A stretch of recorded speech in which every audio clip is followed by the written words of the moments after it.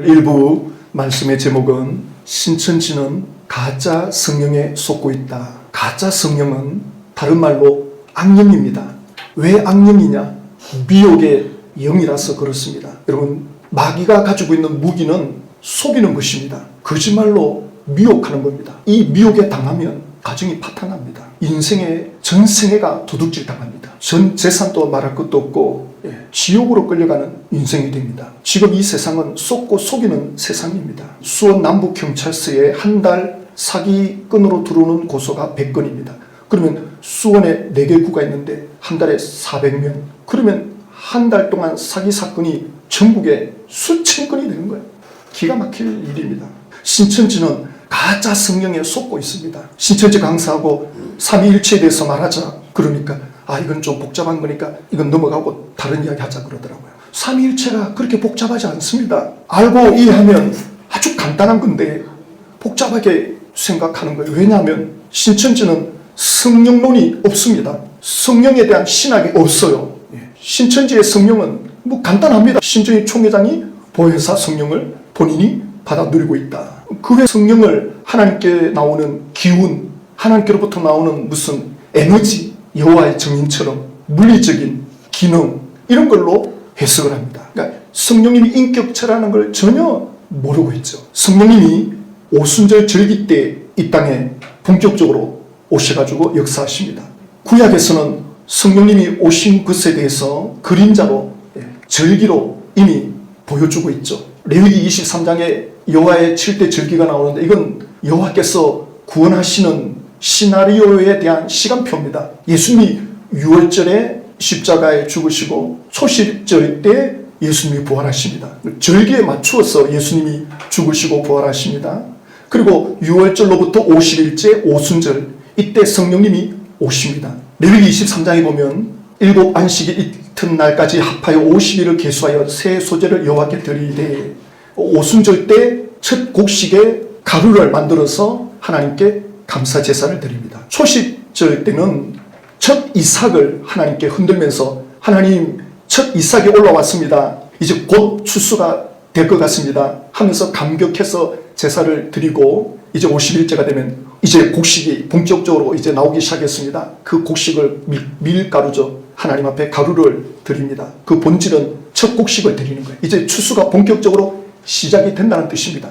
이것이 신약 성경으로 오면 예수님이 부활하신 후에 40일째 떠나시면서 이제 10일 후에 성령이 오실 거다. 내가 성령의 세례를 받을 거다. 성령의 세례를 받으면 권능을 받게 되고 예루살렘, 유대, 사마리아 땅끝까지 이르러 내 증인이 될 거다. 내 증인이 된다. 너희들이 나를 보고 경험한 것에 대해서 증거하게 될 것이다. 예수님을 증거하는 것이 왜 이렇게 중요하냐는 거죠. 성령이 오셔가지고 왜 이 일을 하시느냐는 거죠. 마가복음 16장에서는 너는 온 천하에 다니면서 만민에게 복음을 전파하라. 복음이라는 것은 기쁜 소식이죠. 우리 인생의 최고의 기쁜 소식을 증거하라는 겁니다. 그러면 우리 사람들이 생각할 때 우리의 기쁜 소식은 뭡니까? 우리 사람들은 언제 기뻐합니까? 육신적인 문제가 해결될 때, 형통해질 때, 취직했다든가, 성공했다든가, 출세했다든가, 승진했다든가, 결혼했다든가, 애를 출산했다든가, 육신의 문제가 해결되는 것들이 우리 인생에는 기쁜 소식입니다. 그런데 하나님이 볼 때는 그것과 비교할 수 없는 기쁜 소식이 있다는 것입니다. 이것이 무엇입니까? 예수 그리스도에 대한 소식이거든요. 그래서 마태복음 16장 26절에 사람이 만일 온 천하를 얻고도 제 목숨을 잃으면 무엇이 유익하리요? 사람이 무엇을 주고 제 목숨과 바꾸겠느냐? 온 천하를 얻어도 목숨을 잃으면 무엇이 유익하겠느냐? 사람들은 왜 육신의 형통이 일어나면 기쁘다 그럽니까? 다 살자고 애를 쓰고 있는 거거든요. 우리가 수고하고 힘쓰는 것이 다 이 육신이 살고자 하는 것입니다. 그래서 어떤 일이 이루어지고 형통해지고 사업이 되고 이러면 육신의 안정을 얻는 거죠. 육신의 안정을 얻으니까 기쁜 거죠. 그런데 주님이 볼 때는 그게 얼마 가겠느냐는 거죠. 그 육신의 그 기쁨이 얼마 가겠느냐. 사람이 무엇을 주고 제 목숨과 바꾸겠느냐. 목숨하고 바꿀 수 있는 게 뭐가 있겠느냐는 거예요. 수천억을 준다 하더라도 내가 죽는다면 그 재산은 공중분해 됩니다. 내가 수천억을 받는 순간 내가 죽어버립니다. 그러면 그 수천억은 그냥 사라지는 거죠. 그렇기 때문에 목숨과 바꿀 수 있는 게 뭐냐는 거죠. 그래서 내가 목숨을 주고 바꿀 만한 것이 없는데 예수님은 있다라고 말씀하고 계십니다. 그래서 예수님이 이런 말씀하십니다. 요한복음 10장에 보면 도둑이 오는 것은 도둑질하고 죽이고 멸망시키는 것뿐이요 내가 온 것은 양으로 생명을 얻게 하고 더 풍성히 얻게 하려는 것이다. 예수님이 오신 목적은 생명을 주는 것이다. 그러니까 내가 목숨을 주고 바꿀 만한 게 없는데 바꿀 만한 게 있다는 겁니다. 그러면 우리 인간에게 최고의 기쁜 소식이죠. 예, 바로 예수 그리스도입니다. 예수 그리스도와 내 목숨을 바꿀 만하다. 이게 어떻게 가능합니까? 예수님을 위해서 내 목숨을 주어도 아깝지가 않다. 그렇습니다. 예수님이 오신 목적은 우리에게 생명을 주기 위함이다. 예수님이 주시는 생명은 영원한 생명이거든요. 그래서 요한계시록에는 죽도록 충성해라. 죽기까지 믿음을 지켜라. 죽는 한이 있어도 예수님을 빼앗기지 마라. 이기는 자가 되라는 거죠. 예수님을 빼앗기지 말라는 거예요. 순교를 당할지언정. 아니 그러면 이렇게 비참하게 죽는데 죽음이 끝이 아니라는 거예요. 죽음 이후에 영원한 생명이 있다는 것이 요한계시록입니다. 천국을 보여주잖아요. 그래서 내가 온 것은 생명을 주려 하는 거다. 생명만 줄 뿐만 아니라 풍성한 삶을 주는 겁니다. 그래서 예수를 믿는다는 것은 예수님과 하나 되는 거죠. 예수님과 함께 사는 겁니다. 그러면 사람들은 왜 예수님을 안 믿죠?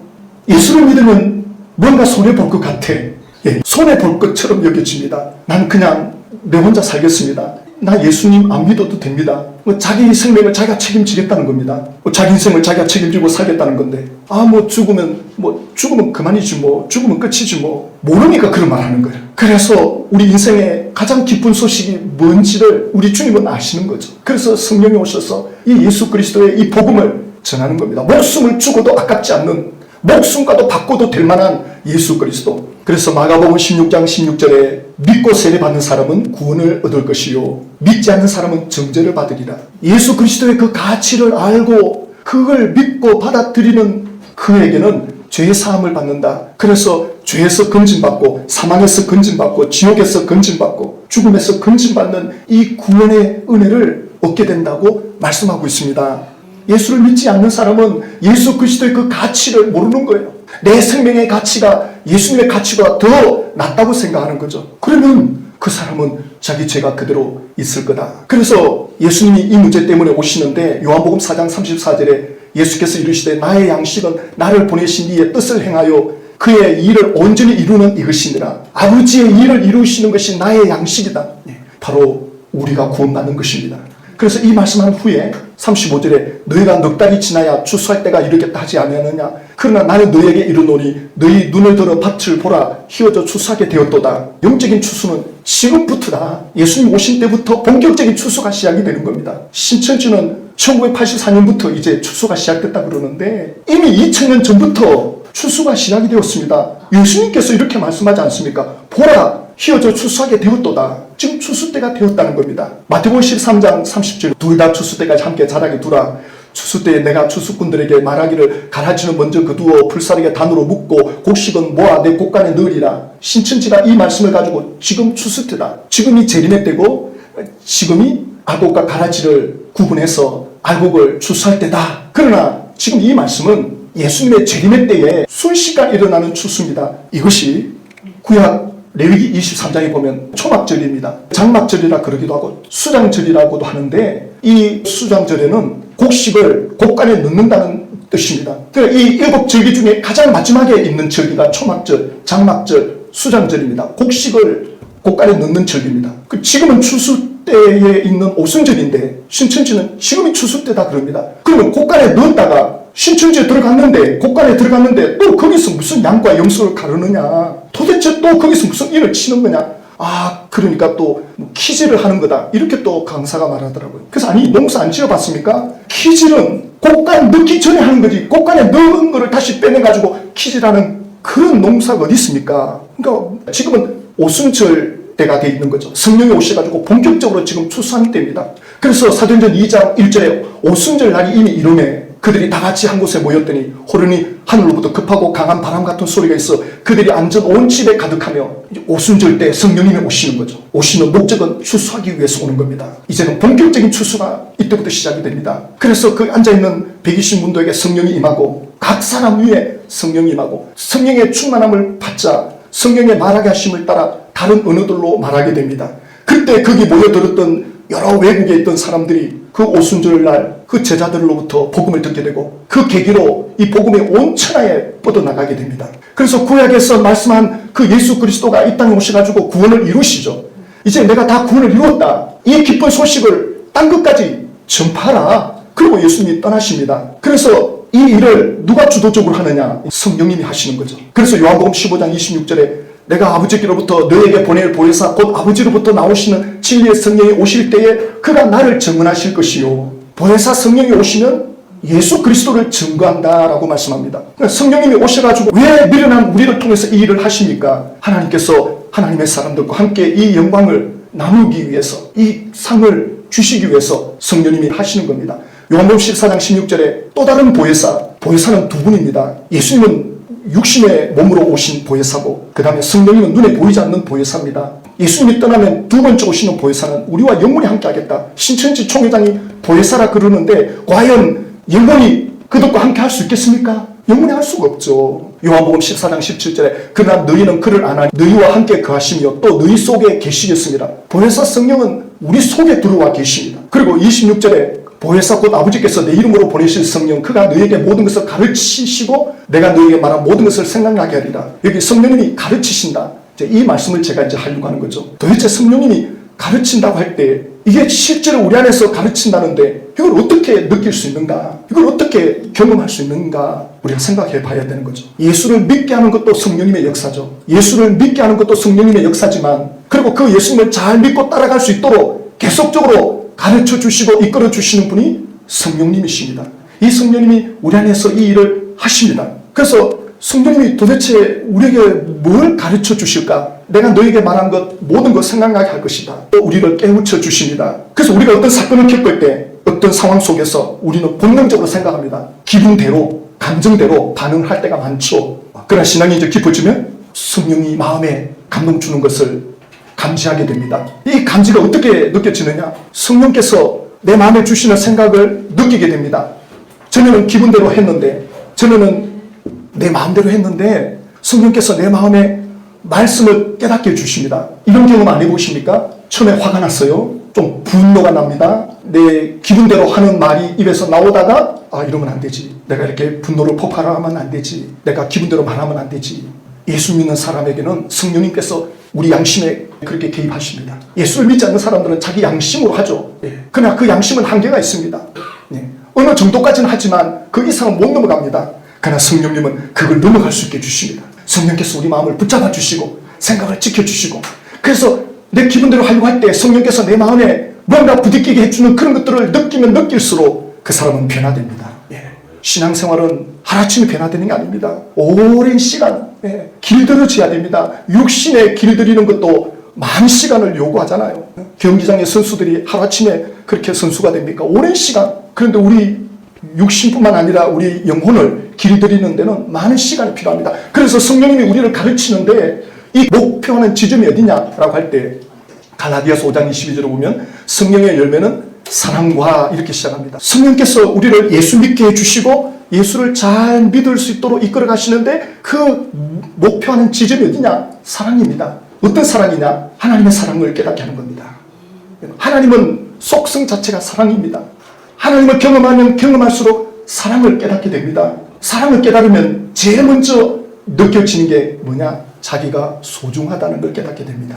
나 같은 죄를 주님이 이렇게 사랑하십니까? 내가 무심한데 주님이 나를 위해서 죽으시고 나를 이렇게까지 찾아오십니까? 나는 몇 번이나 주님을 거부했는데 왜 포기하지 않고 이렇게까지 찾아오십니까? 내가 무엇인데?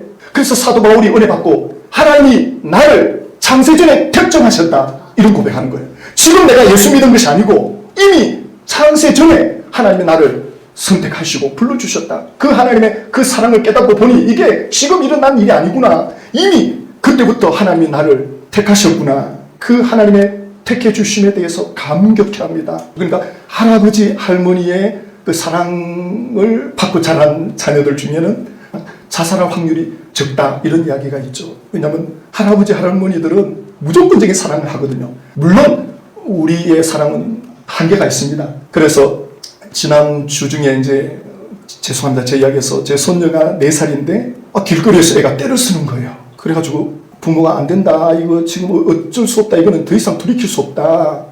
아, 새 거 사달라는 거. 이건 왜 내 허락 없이 그 뚜껑을 열었냐. 새 거를 달라. 야, 이래가지고 길거리에서 때를 쓰는데 제가 그걸 봤어요. 너 이러면 안 된다. 아, 계속 우는 거예요. 제 딸과 사위가 직장을 다니니까 할머니들 손에 크는 거예요. 손녀가 귀여우니까 애가 울면 주는 거예요. 안 돼, 안 돼 하다가 울면 주는 거예요. 마트 같은 데 보면 애가 막 자기가 사고 싶은 거 안 줄 때 뒹굴잖아요. 그럼 부모가 아, 이러지 마, 이러지 마. 근데 애가 계속 뒹굴면 알았어, 알았어, 알았어. 내가 사줄게, 사줄게. 애 망칩니다, 이거. 하나님께서 우리를 사랑하시지만 사랑하는 자에게 징계하신다. 징계가 없으면 사생자라 그랬거든요. 하나님 우리를 치시지만 우리를 또 삼해 주십니다. 그러니까 하나님이 우리를 어떻게 징계하는가 그런 것들을 배워서 이 적용을 제대로 해야 되는데 무조건 품어주면 망치는 겁니다. 지난번 방송에서 어떤 그 상담이 이제 나오는 거 보니까 자녀가 셋인데 전부 지금 일을 안 하려고 하는 거예요. 뭐 일을 좀 해보고 힘들면 그만두든가 이래야 되는데 아예 일 자체를 안 한다는 거예요. 그 도대체 이게 왜 애들이 이렇게 컸나 추적해서 들어가 보니까 그 애들 하는 말이 우리는 울면 우리 부모가 다 해줍니다. 울기만 하면 다 해줍니다. 그렇게 커온 거예요. 그러니까 상담하는 사람이 애들을 전부 백수 만들어 놨습니다. 울기만 하면 다 주는 거예요. 이건 큰일입니다. 그래서 하나님은 완벽한 사랑과 능력과 지혜로 우리를 이끌어 가십니다. 성령님이 우리 안에서 그렇게 역사하십니다. 그래서 제가 지난주에 회초리를 만들었어요. 회초리 효자손 있잖아요. 그걸 딱 다듬어가지고 딱 가져가가지고 손녀 보는 앞에서 제 딸한테 제 딸을 부르면서 얘야 예원이의 회초리를 가져왔노라. 회초리 수여식을 하노라. 저 그렇게 했어요. 지난번처럼 때를 쓰고 억지로 부릴 때 이 종아리를 이렇게 때리는 거다. 알겠느냐? 그러니까 딸이 네 알겠습니다. 제 딸은 과거의 경험이 있거든요. 내가 어릴 때 경험한 거 그대로 해야 된다. 지금 안 하면 나중에 피눈물 흘린다. 공주병 초기다. 그 대신 사랑과 냉정을 분명하게 해야 된다. 감정적으로 하지 마라. 감정에 북받쳐서 말하거나 행동하면 이건 애를 망치는 거다. 내가 어떻게 했는지 알지. 잘못했을 때 이제 경고를 미리 하죠. 너 이렇게 하면 이거는 매를 맞는다. 그 매를 딱 준비해 놓습니다. 그래 놓고는 잘못합니다. 불러가지고 너 이렇게 하면 맞는다고 했지. 잘못했지. 동의를 받아야 됩니다. 네, 잘못했습니다. 몇 대 맞을래? 한 대 맞을래? 두 대 맞을래? 세 대 맞을래? 그 매를 들 때 분노의 얼굴을 하면 안 된다. 아주 편안하게, 아주 인자하게 가르쳐야 된다. 인자하게, 부드럽게 가르치고 때릴 때도 약간의 미소를 지어야 된다. 약간의 미소를 짓고 때리고 그리고 품어줘야 된다. 이때 안 고치면 큰일 난다. 매를 주고 왔는데 이제 두고 봐야 돼요. 여러분, 하나님의 이 사랑은 적절하게 우리를 훈련시킵니다. 성령께서 우리 마음속에 부딪힘을 주고 우리를 징계하시고 깨우쳐 주신다. 우리가 마음 아플 때 있죠. 우리가 하나님 앞에 불순종할 때 마음이 아픈 것은 성령님이 우리에게 매를 치는 거거든요. 그럴 때 우리 마음에서 자원해서 회개하게 합니다. 내 마음에 우러나와서 회개가 나와야 되거든요. 그래야 변화가 됩니다. 그래서 이 하나님의 사랑을 경험하면 경험할수록 내가 소중한 존재라는 걸 알게 됩니다. 내가 소중한 줄 알아야 그 다음에 다른 사람을 소중히 여깁니다. 자기를 소중히 여기지 않으면서 남을 소중히 여긴다? 그럼 뭐 말이 안 되죠. 자기가 마음대로 살면서 누구를 관리한단 말입니까? 자기를 소중히 여깁니다. 내 인생을, 내 영혼을 정말 가치 있게 여기는 그 사람이 또 다른 사람을 사랑할 수 있습니다. 왜냐하면 내가 하나님께로부터 그런 소중함을 받았기 때문에 다른 사람을 소중히 여길 수 있습니다. 그래서 우리가 봉사를 한다, 헌신한다, 수고한다 할 때 사랑으로 해야 됩니다. 사랑의 마음으로, 소중히 여기는 마음으로 내가 나를 소중히 여기듯이. 그래서 이 은혜를 경험한 사람들이 섬기고 봉사하고 희생하는 거죠. 화가 난다고 감정적으로 부모님들이 아이들한테 말하죠. 너 이러면 놀이동산 안 데리고 간다? 뭐 너 이러면 저 다리 밑에 다시 돌려보낸다? 이건 그 아이한테 부모가 신뢰를 잃는 거예요. 지키지도 않을 거면서 겁을 주는 말, 이건 절대 하면 안 되거든요. 한번 말하면 무조건 지켜야 됩니다. 하나님은 그렇게 하시죠. 하나님은 이랬다 저랬다 하는 분이 아닙니다. 정확합니다. 근데 우리 이제 부모는 그렇지 않는 거예요. 어떤 부모는 애하고 전철을 탔는데 애가 우니까 너 울면 저 할아버지가 너 보고 이놈한다? 그럼 옆에 할아버지가 나 이놈 안 할 건데? 그래 망신당하죠. 왜 그런 말을 해가지고 그럼 저 아무 생각 없이 막 한다니까요. 부모님들이. 그러면 안 돼요. 그래서 아이를 키울 때는 조심스러운 거죠. 3살, 4살 때부터 다 알아듣습니다. 그때 안 잡으면 10살 넘어갔는데 매를 든다. 이미 늦은 겁니다. 큰아이한테 뭐 말해가지고 듣겠다? 포기하세요. 그럼 어떻게 하나 말입니까? 하나님께 맡기십시오. 하나님, 제가 어떻게 할 수가 없습니다. 죄송합니다, 하나님. 제가 기회를 놓쳤습니다. 하나님께 맡기십시오. 하나님의 도움을 구하십시오. 그래서 우리가 이 사랑을 어릴 때 충분하게 경험해져야 되는데 성령님이 그 일을 해주십니다. 그래서 성령님은 끊임없이 우리를 말씀으로 이끌어주시고 깨우쳐가지고 하나님의 사랑을 경험하게 해주십니다. 이 하나님의 사랑이 경험되어지면 그때부터 신앙생활이 재미가 있습니다. 기쁨이 있습니다. 그 다음이 희락이잖아요. 성령의 열매 두 번째 희락. 그래서 적어도 교회에 와서 이걸 훈련해야 됩니다. 어떻게 하면 최고의 봉사가 되느냐? 어떻게 하면 사람들을 잘 섬기느냐? 그냥 웃으십시오. 뭘 잘 못해도 부족해도 누가 뭘 하면 죄송합니다. 제가 또 실수했네요. 누가 예, 알겠습니다. 웃으십시오. 나중에 최고의 봉사자가 됩니다. 최고의 섬기는 자가 됩니다. 이 희락, 이 기쁨으로 하는 것. 누가 뭘 하면 그냥 웃어주십시오. 최고의 섬김입니다. 웃어주시는 겁니다. 누가 뭘 하면 일단 웃고 보는 겁니다. 웃으면서 말이 나옵니까? 해보십시오. 연습을 하십시오. 누가 뭘 하는데 웃으면서 그런가요? 알겠습니다. 예, 기분 좀 안 좋지만 알겠습니다. 이러면서 해보시라고요. 이 훈련을 교회에서 하지 어디서 하겠습니까? 교회가 그걸 받아주고 또 그걸 이해해주고 교회에서 그것이 경험되어지고 길들여지고 그래서 집에 가서 자연스럽게 이게 나와야 되는 겁니다. 성령님이 그걸 하십니다. 우리가 구원받는 것도 성령님이 이끌어 주셔서 하지만 하나님의 자녀답게 예수 그리스도의 성품에 도달할 수 있도록 성령님이 끊임없이 지금 우리 가운데 역사하고 있거든요. 우리를 가르치고 있는데 전부 내 기분대로 하겠다, 내 마음대로 하겠다면 백날 가도 안 바뀌는 거죠.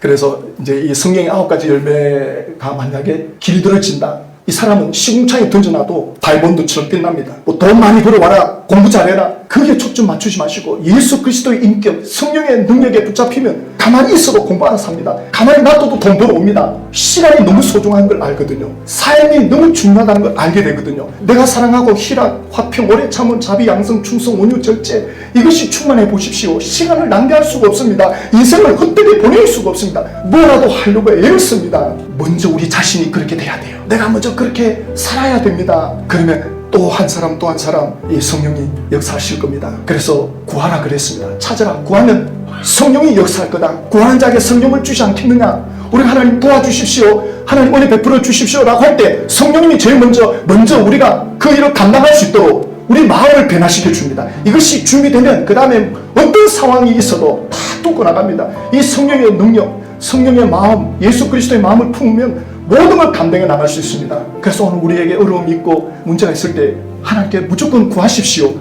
기도하면 성령께서 역사한다는 거죠. 성령님이 우리 안에서 일하신다는 거죠. 구하는 자에게 성령을 주지 않겠느냐? 마태복음 7장에서는 베스트, 최고 좋은 걸 주겠다 이렇게 했는데 여기서는 성령을 주지 않겠느냐? 우리에게 최고의 기도답은 성령을 주시는 겁니다.